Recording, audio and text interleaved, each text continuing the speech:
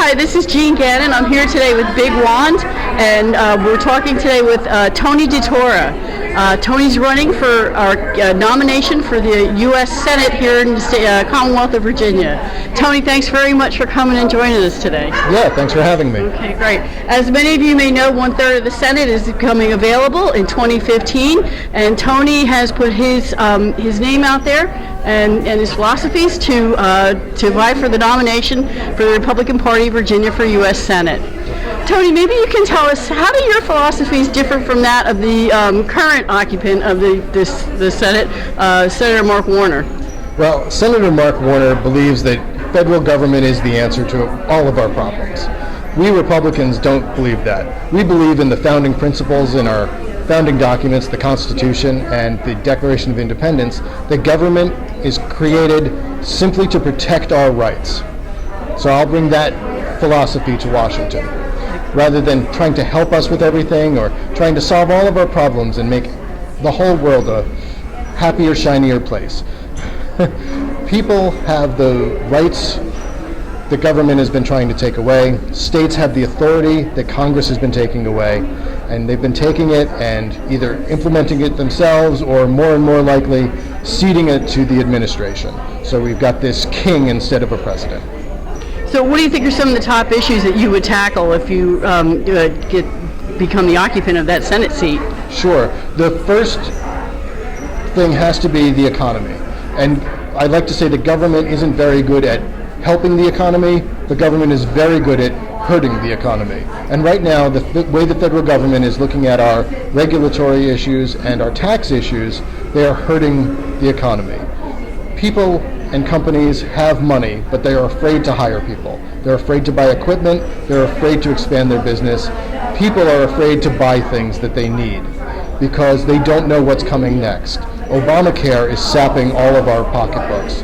New regulations, new taxes, new interpretations of old regulations. Every week it's something new with this administration, and we just don't know what's going to happen. So we're holding tight to all of the money that we've got. So fixing that and bringing certainty and security to the American people so that they can spend money knowing full well that they won't need thousands of dollars the following month to cover some new regulation or some new tax.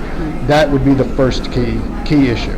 Now, national security is also critical, taking care of our veterans, and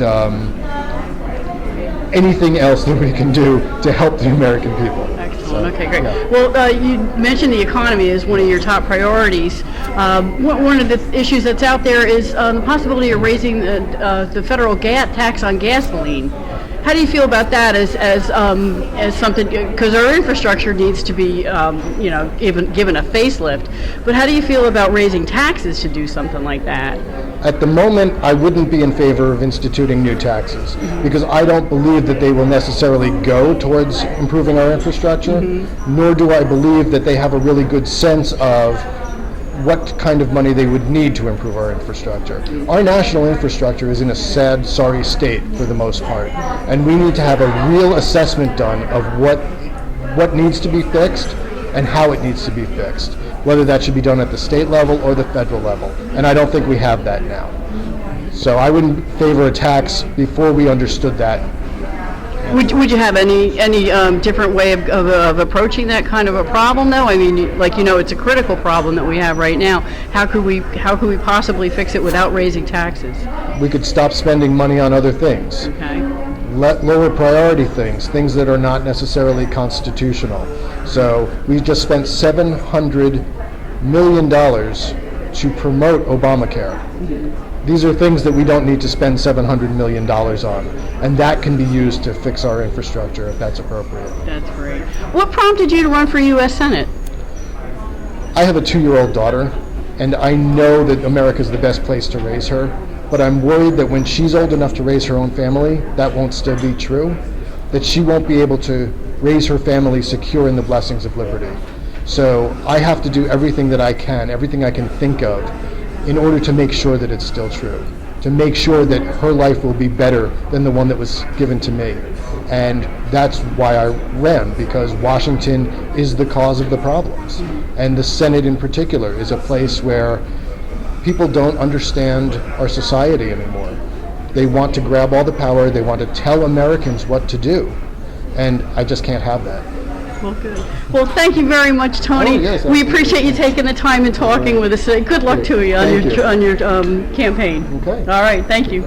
This is Jean Gannon with Big Wand. Take care now.